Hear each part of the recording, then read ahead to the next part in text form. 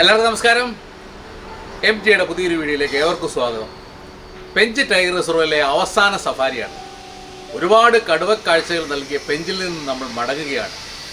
അവസാന കാഴ്ചയിലേക്ക്, പെഞ്ചിലെ അവസാന സഫാരിയിലേക്ക് ഏവർക്കും സ്വാഗതം.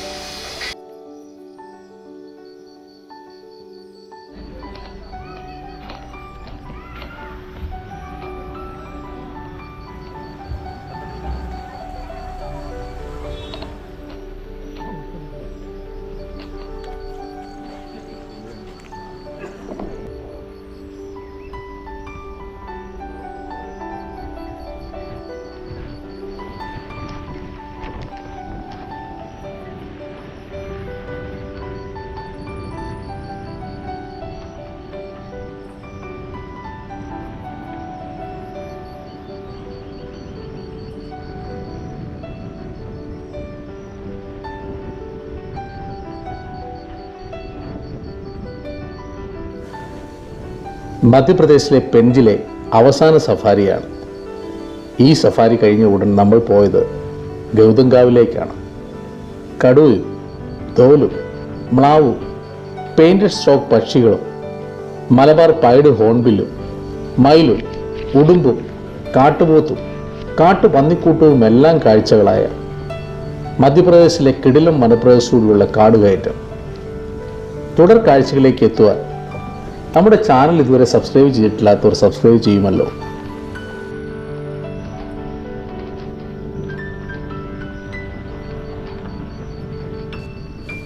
പെഞ്ചിലെ സഫാരിയെക്കുറിച്ചുള്ള കാര്യങ്ങൾ നിങ്ങളുടെ അറിവിലേക്ക് പറയട്ടെ. ഞങ്ങൾക്ക് കിട്ടിയ നല്ലൊരു പാക്കേജായിരുന്നു. പെഞ്ചിലെ 7 സഫാരികൾ അടങ്ങിയ പാക്കേജായിരുന്നു അത്. നാഗ്പൂർ ഇറങ്ങുമ്പോൾ മുതൽ അവരുടെ പാക്കേജിലാണ് വരുന്നത്. ഫ്ലൈറ്റ് ടിക്കറ്റ് നമ്മളാണ് എടുത്തത്. എയർപോർട്ടിൽ നിന്ന് നമ്മളെ പിക്ക് ചെയ്ത് റിസോർട്ടിലെത്തിക്കും. ഫുഡും താമസവും സഫാരി ഉൾപ്പെടുന്ന കിടിലൻ പാക്കേജാണ്. ക്യാമറ ചാർജ് ഇവർ ഈടാക്കുന്നില്ല എന്ന പ്രത്യേകതയുമുണ്ട്. പകരം ഗൈഡ് ഫീ ഉണ്ട്. കടുവകളുടെ ലോകത്തേക്ക്, ആനകളില്ല എന്നും കൂടെ പറയട്ടെ. ഈ ലോകത്തേക്കാണ് നമ്മുടെ യാത്ര.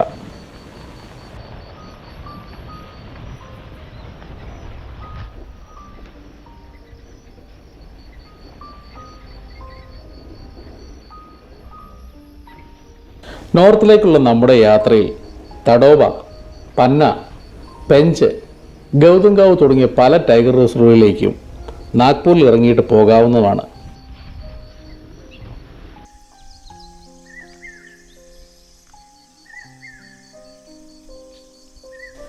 ദിവസവും 4-5 ടൈഗറുകളെ പല സ്ഥലത്തായി കാണാൻ പറ്റിയ ഒരു വനപ്രദേശമാണ് പെഞ്ച് ടൈഗർ റിസർവ്. ഹെക്ടറുകൾ വിരിഞ്ഞു കിടക്കുന്ന വനപ്രദേശവും കടുവകളുടെ സാന്നിധ്യം കൂടുതലുള്ള ഒരു സ്ഥലവുമാണിത്.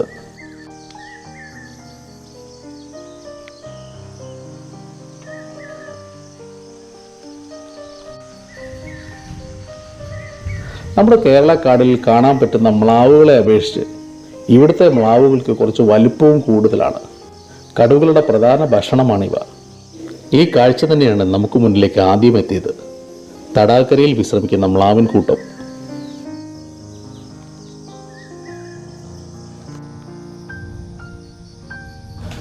വണ്ടി കടന്നു ചെല്ലുമ്പോൾ മുന്നിൽ വണ്ടികളുടെ നീണ്ട നിര. ഒരു കടുവ കടന്നു പോയിരിക്കുന്നു.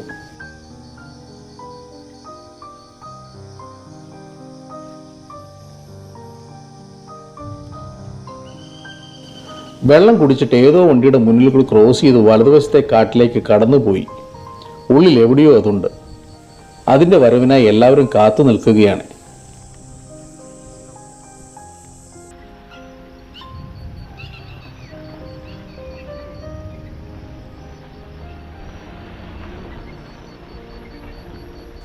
കുറച്ച് സമയം നമ്മളും വെയിറ്റ് ചെയ്തു. അവിടെ കുറേ സമയം നിന്നതിന് ശേഷം ഇറങ്ങി വരില്ല എന്ന് തോന്നിയത് കൊണ്ടാണെന്ന് തോന്നുന്നു, മനീഷ് വണ്ടി മുന്നിലേക്ക് തന്നെ വിട്ടു.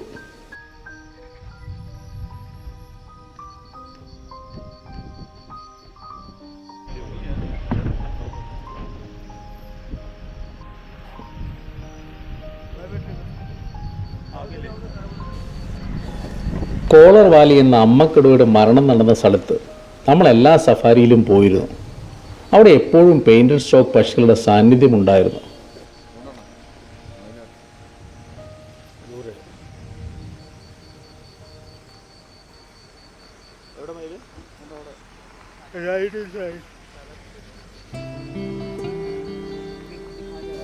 പച്ച പരവതാനി വിരിച്ച സ്ഥലത്ത് ഇത്തവണ അവയുടെ എണ്ണം കുറച്ച് കൂടുതലാണ്. അവിടെ കുറച്ച് ഭാഗത്ത് മാത്രമാണ് വെള്ളമുള്ളത്. എന്നിട്ടും അവിടെ അവയ്ക്കുള്ള തീറ്റ ഉണ്ട് എന്നതാണ്. ഇതിന് മാത്രം തീറ്റ ഇതിനകത്തുണ്ടോ?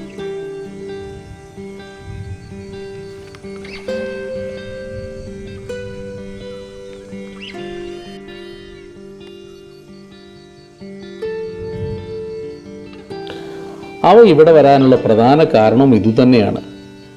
തൊട്ടടുത്ത് തന്നെ ദോലുമുണ്ട്. അവയും ചുറ്റുവട്ടത്ത് കറങ്ങി നടക്കുന്നുണ്ട്. ചെറിയ ഇരകളെ ഭക്ഷിക്കുന്ന ഇവ അതിനായുള്ള ശ്രമത്തിലാണെന്ന് തോന്നുന്നു.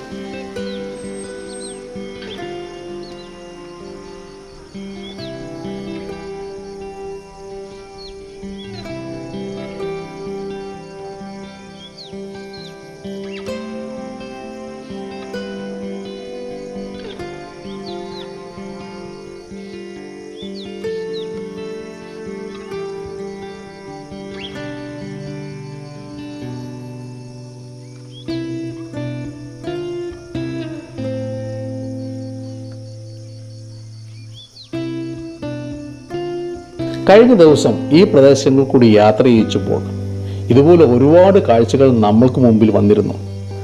ആ കാഴ്ചകളെല്ലാം തന്നെ ഇപ്പോഴുമുണ്ട്. ഒരു കാര്യം മനസ്സിലായി, ഈ സ്ഥലത്ത് എപ്പോഴും ഈ കാഴ്ചകളെല്ലാം ഉണ്ട്.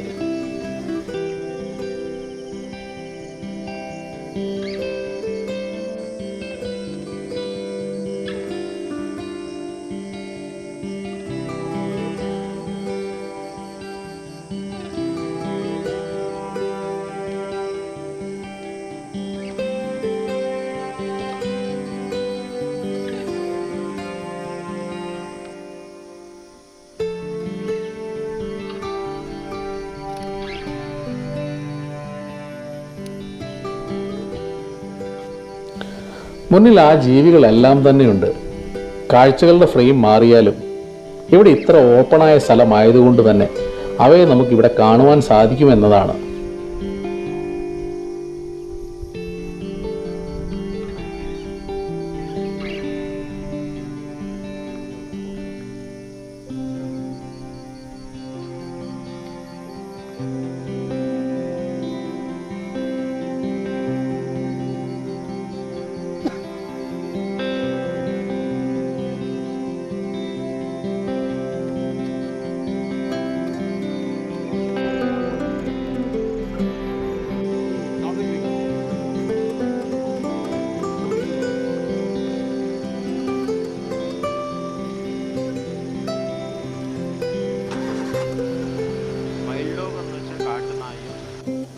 മുന്നിലെ പാറയിൽ നിന്ന് ഉടുമ്പ് താഴേക്ക് ഇറങ്ങി വന്നു. അവയുടെ മാളം എന്ന് തോന്നുന്നു മുന്നിൽ കാണുന്നുണ്ട്. പല സ്ഥലത്തും ഇവയെ നമ്മൾ കണ്ടു കഴിഞ്ഞു. കാഴ്ചയിൽ പലതും കടന്നു പോകുന്നുണ്ട്.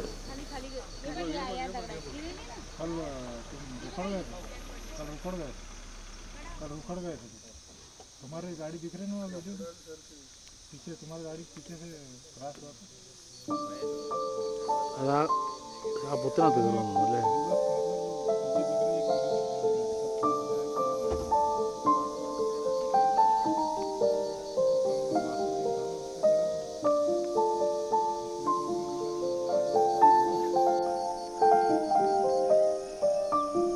ആ ഡാർക്ക് ഷെയ്ഡ് ബ്ലാക്കുള്ള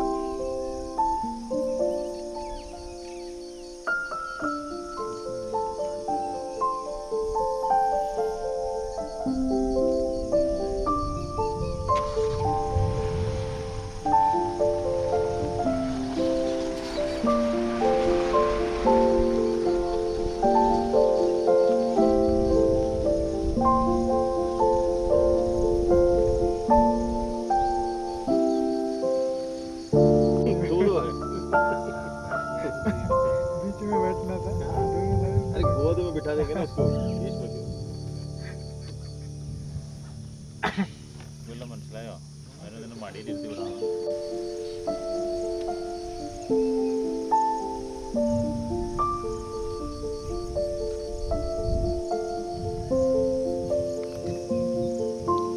അവനൊരു പേടി തന്നെ പോകാൻ.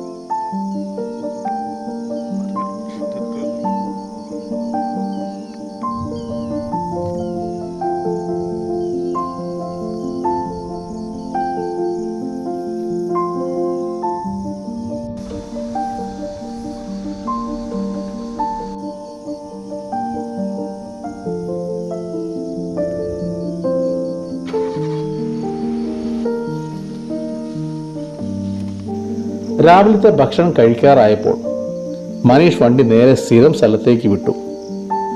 അവിടെ എത്തി മനീഷും ഗൈഡും കൂടി സാധനങ്ങളെല്ലാം ഇറക്കി വെച്ച് ചെറിയ ചെറിയ പൊതികളും കാസറോളുകളിലുള്ള ഭക്ഷണവും എല്ലാം എടുത്തു വച്ചു. എല്ലാവരും ആസ്വദിച്ച് തന്നെ കഴിച്ചു.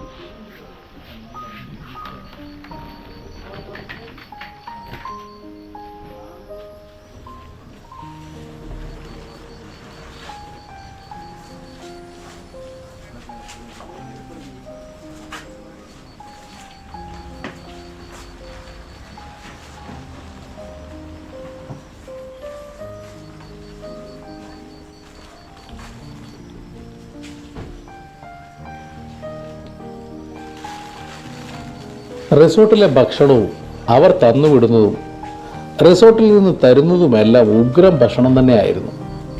ചുറ്റുവട്ടം വിജനമായ പ്രദേശമാണ്. ഇവിടെ ഈ സൗകര്യങ്ങൾ ഒരുക്കുവാൻ വേണ്ടി ഇവർ ഇങ്ങനെ ആക്കിയതാണെന്ന് തോന്നുന്നില്ല. തുറസായ സ്ഥലം കാടിനുള്ളിൽ ഇതിനായി ഇവർ തിരഞ്ഞെടുത്തു തന്നെയാണെന്ന് ഞങ്ങൾ കരുതുന്നു.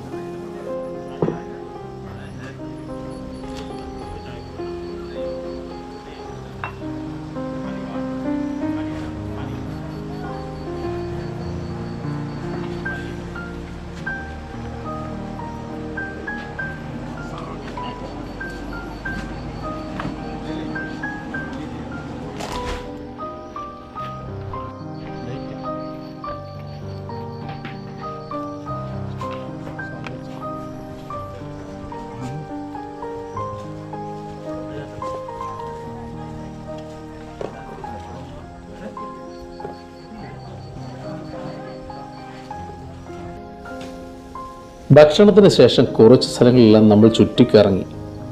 കഴിഞ്ഞ ദിവസം കാഴ്ചയായി കടുവ വീണ്ടും അതേ തടാകക്കരയിൽ കാഴ്ചയായി കിടക്കുന്നു. അതിനെന്തോ പരിക്കു പറ്റിയെന്ന ചിന്ത നമുക്കുണ്ടായിരുന്നു. എന്നാൽ അതിനെ പലരും പല സ്ഥലത്തും സഫാരി പോയവർ നടന്നു പോകുന്നത് കണ്ടു കഴിഞ്ഞിരിക്കുന്നു. ഒന്നുകിൽ ആള് വലിയ ഏതോ ഇരയെ അകത്താക്കി മാരക വിശ്രമത്തിലാണ്, അതല്ല എങ്കിൽ എന്തോ അസ്വസ്ഥത മൂലം വിശ്രമത്തിലാണ്.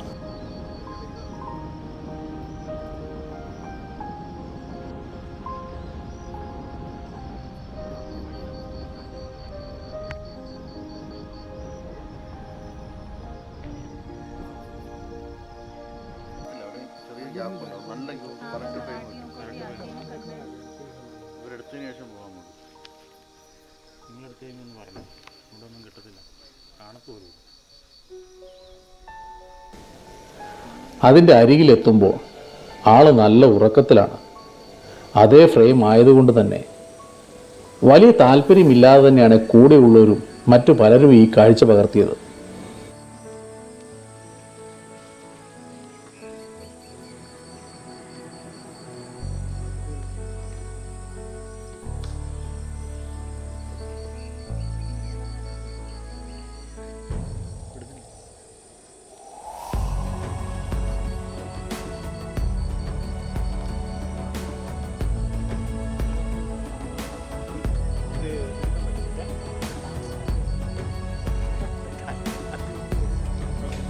മനോഹരമായ ഭൂമി, മനോഹരമായ വനപ്രദേശം, മനോഹരമായ വന്യജീവി കാഴ്ചകൾ.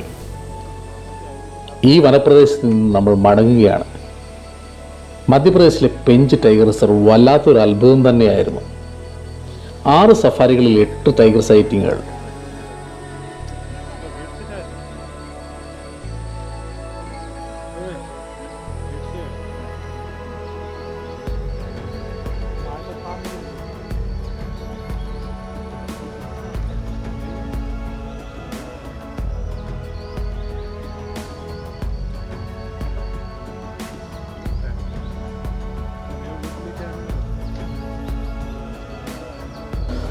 നോർത്തിലേക്കുള്ള ഈ യാത്രയിൽ മധ്യപ്രദേശിലും മഹാരാഷ്ട്രയിലുമായി ഏകദേശം 9 സഫാരികളാണ് നമ്മൾ എടുത്തത്. പെഞ്ച്, കവാസ, സിലേരി, ഗൗതംഗാവ് തുടങ്ങിയ 8 സഫാരിയിൽ കൂടെ ഒരു യാത്രയിൽ 14 കടുവക്കാഴ്ചകളാണ് നമുക്ക് ലഭിച്ചത്. മുമ്പ് തടവോ പോയപ്പോൾ ഉണ്ടായതിനേക്കാൾ കൂടുതലാണിത്.